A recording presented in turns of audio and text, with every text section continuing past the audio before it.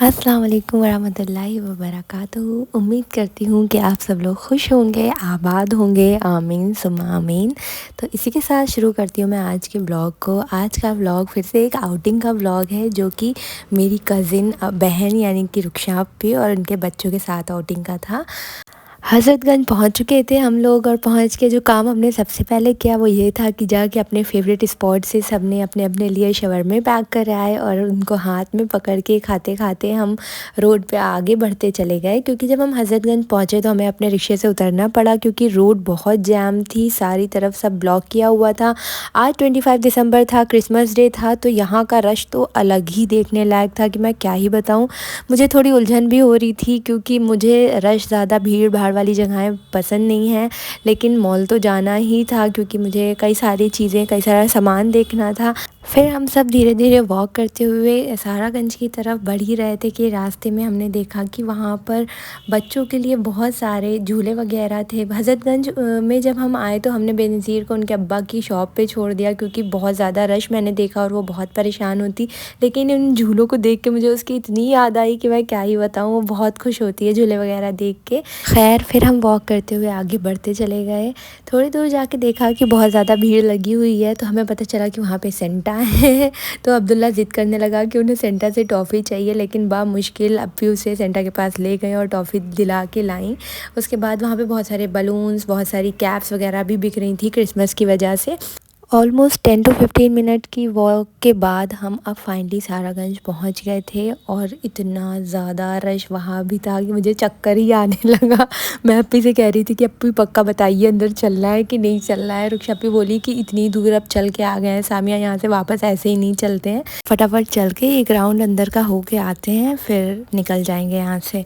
यही सोच के हम अंदर की तरफ बढ़े, और जब हम मॉल में एंटर हुए तो हमने एक चीज़ देखी कि सिर्फ ग्राउंड फ्लोर पे ही रश नज़र आ रहा था, थोड़ा बहुत फर्स्ट फ्लोर पे भी था, लेकिन सेकंड और थर्ड फ्लोर एकदम खाली नज़र आ रहे थे। और हमें स्पेशली वहीं जाना था क्योंकि हमारे काम के शोरूम्स वगैरह और बाज़ार वगैरह सेकंड और थर्ड पे ही थे। तो ये देख के मुझे थोड़ा रिलीफ मिला कि अल्हम्दुलिल्लाह वो फ्लोर्स खाली नज़र आ रहे थे।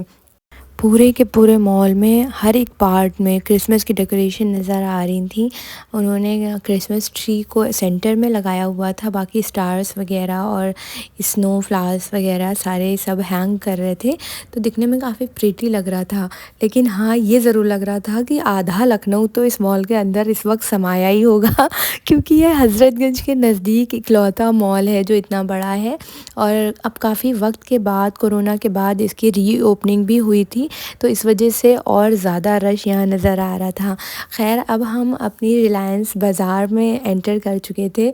मेरे बारे में मैं एक चीज़ बताऊँ, मुझे कभी भी ये घर वाली चीज़ें, ग्रोसरी का सामान, तेल, शैम्पू, पाउडर, ये सब कभी कुछ समझ में पता ही नहीं मुझे क्या हो जाता है मॉल जाते ही। जब मतलब घर पे मैं बैठ के सोचती हूँ कि मैं मुझे ये लेना है, मैं ये लूँगी वो लूँगी, लेकिन जैसे ही मॉल के अंदर एंटर करती हूँ तो मेरे दिमाग में सिर्फ़ और सिर्फ कपड़े घूमने लगते हैं, या तो खाने पीने चॉकलेट्स वाला सेक्शन और कुकीज़ वाला सेक्शन घूमने लगता है। ये अप्पी को देखनी थी ये सारी चीज़ें। सिर्फ वो, अगर आप मॉल में रुखसापी के साथ जा रहे हैं ना, तो वो आपका ग्रोसरी का तो पूरा सॉर्ट कर देंगी, वो बहुत एक्सपर्ट है। मतलब सब अपनी अपनी चीज़ों में ढूंढने में लगे हुए थे। जैना चॉकलेट्स देख रही थी, तो मेरा, जैना और अब्दुल्ला का तो सेम ही सेक्शन था।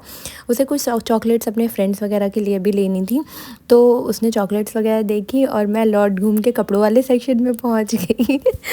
मैंने कुछ जैकेट्स वगैरह देखी, ट्यूनिक्स वगैरह देखी, कुछ एक दो चीज़ें अच्छी भी लगी, लेकिन जब मैंने नज़र डाली बिलिंग काउंटर पे तो भैया इतनी लंबी लाइन थी कि मैं क्या ही बताऊँ। आज तो बिल ना हो पाता तो अप्पी ने बोला सामिया ये सब अभी छोड़ो, क्योंकि हमें जल्दी निकलना था, और बिल अगर करवाने लगे तो बहुत लेट हो जाएगी। उसके बाद वो सब वहीं छोड़ के हम पहुंच गए थे एक कैंडी शॉप पे, जो बाज़ार के एग्ज़िट गेट पे ही थी। कैंडी सारी हैंडमेड थी, तो और ज़्यादा मुझे इंटरेस्टिंग लग रही थी। फिर थोड़ी देर बाद मुझे एक मिरर दिख गया, और ये मौका मैं कैसे छोड़ सकती थी। मैं पहुंच गई मिरर के पास, थोड़ी बहुत सेल्फ़ीज़ वगैरह ली, थोड़ी वीडियो वगैरह शूट करी। आज मैंने नया अबाया पहना था, तो वीडियो शूट करना तो बनता था। मुझे पर्सनली पूरे ब्लैक अबाया बहुत पसंद है, जिस पे ब्लैक ही फैब्रिक हो और ब्लैक से ही वर्क हो। आप मुझे कमेंट में बताएं कि आपको किस तरह की अबाया पसंद है। मॉल में घूमने फिरने के बाद अब हमने डिसाइड किया कि हमें घर चलना चाहिए, थोड़ा लेट हो रहा था। तो हम जब मॉल से निकलने लगे तो अब्दुल्ला और ज़ैना बोले उन्हें आइसक्रीम खानी है। तो मन तो मेरा भी कर रहा था, तो हम एक जगह रुके, हमने आइसक्रीम्स ली अपने अपने पसंद की और आइसक्रीम खाते खाते हम आगे की तरफ बढ़े। इतनी ज़्यादा ठंड हो रही थी कि मैं क्या ही बताऊँ, मेरा हाथ जमा जा रहा था मेल्ट हो के आइसक्रीम मेरे हाथ पे आई जा रही थी शूट करने की वजह से। के बाद जब हम वापस आ रहे थे तो रोड पे हमें कुछ पुलिस ऑफिसर्स नज़र आए घोड़ों के साथ, जिनको देख के बेनज़ीर के खुशी के तो ठिकाने ही नहीं है। अगर आप मेरा ब्लॉग फॉलो करते हैं तो आपको पता ही होगा कि बेनज़ीर एनिमल्स की कितनी ज़्यादा शौकीन है। इतना ज़्यादा खुश हो रहा था मेरा बच्चा कि मैं क्या ही बताऊँ, उसको देख के मैं भी बहुत खुश हो रही थी। तो इसी के साथ मैं आज का व्लॉग यहीं एंड करती हूँ। मिलते हैं अपने नेक्स्ट व्लॉग में, तब तक के लिए अल्लाह हाफ़िज़, टेक केयर।